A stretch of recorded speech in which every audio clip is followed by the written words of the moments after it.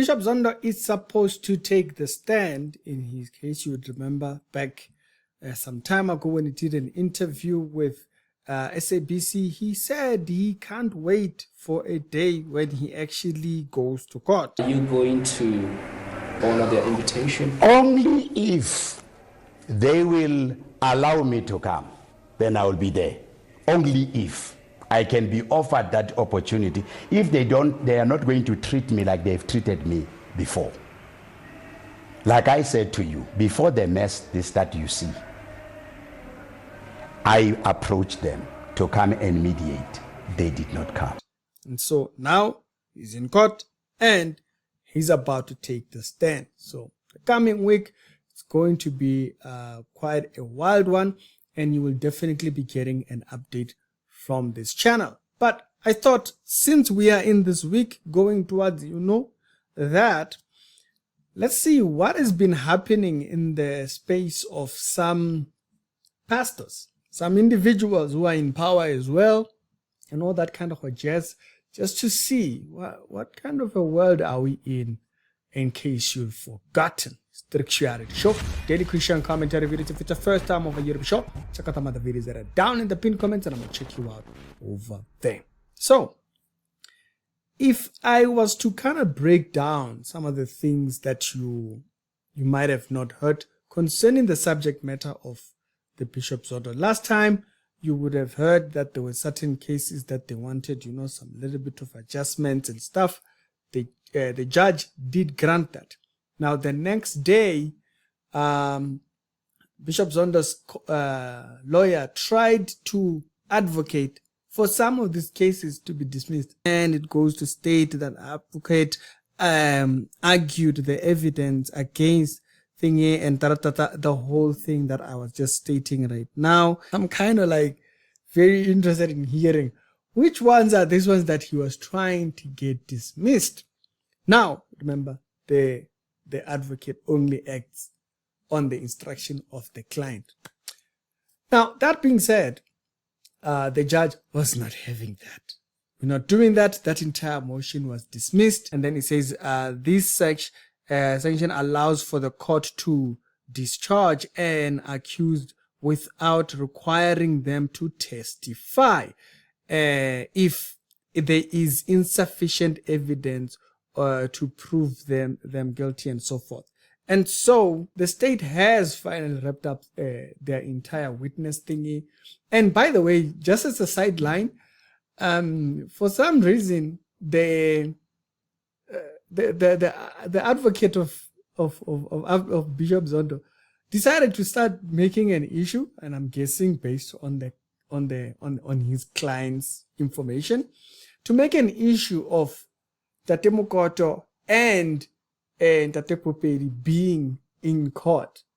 Bear in mind, Afema was not going up and down in the court, but the moment he showed up in court, his advocate was already making mention of it and was trying to take issues with it, being that they might try to add Tate Mokoto as a witness. And the state had to stand up and actually dismiss that. They were like, we don't know what you're talking about. We've wrapped up the case.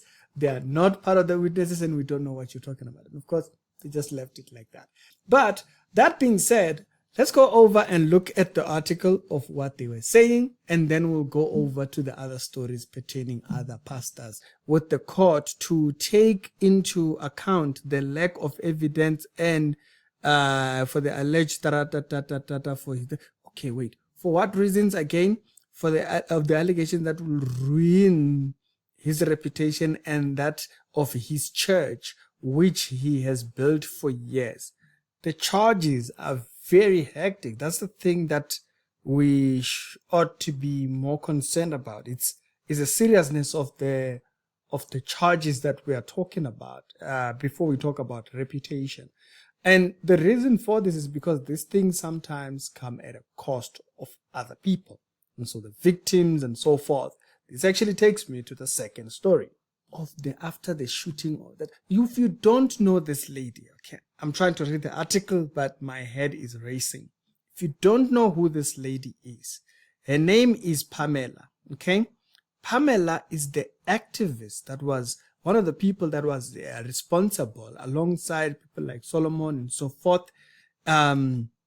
If you actually go down, you read down here, this activist was gunned down meters from her home.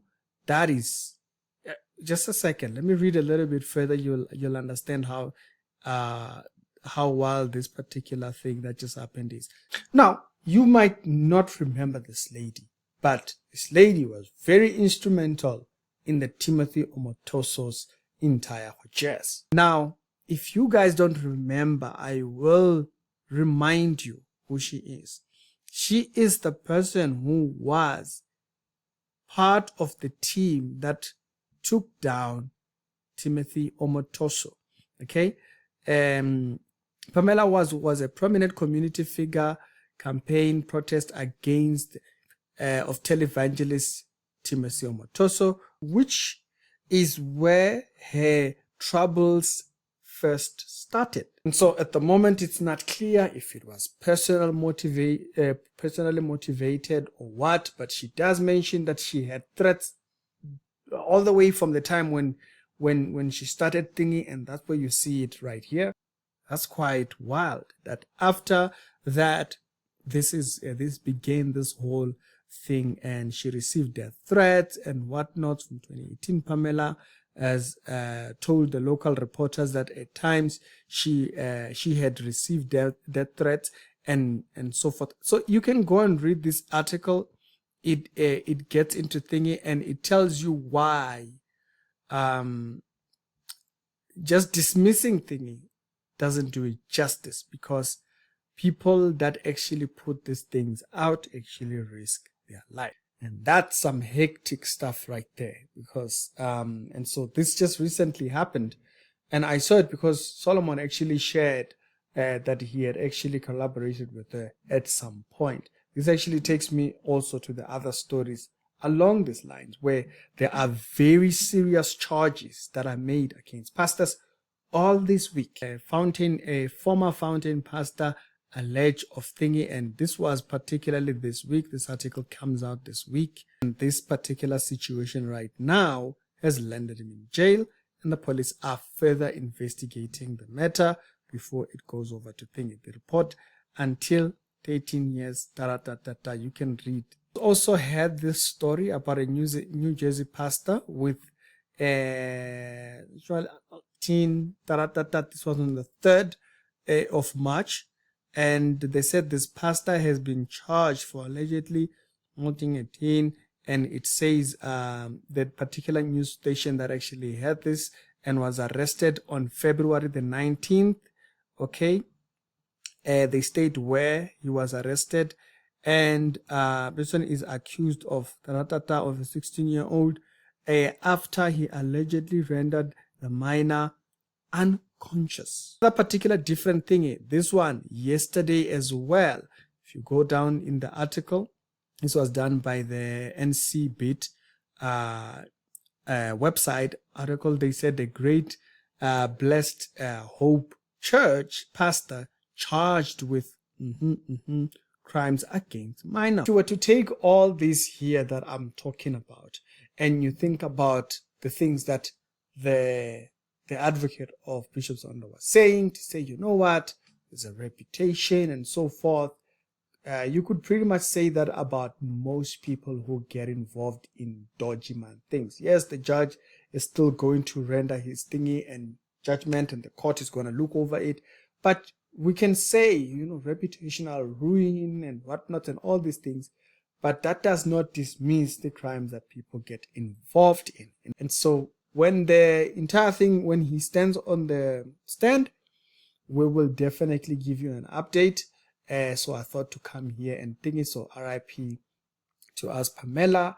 It's such a heartbreaking thing to see, and actually to open your social media and actually see things like that. I mean, I saw a few days back, there was another pastor who was also a community leader and a radio host who also passed away. Almost similar, something like that. He was in a car going somewhere, and then people just rocked up and think this hitman hitman stories are becoming kind of too comfortable in South Africa. The law really needs to clamp down on these things because it's getting out of hand.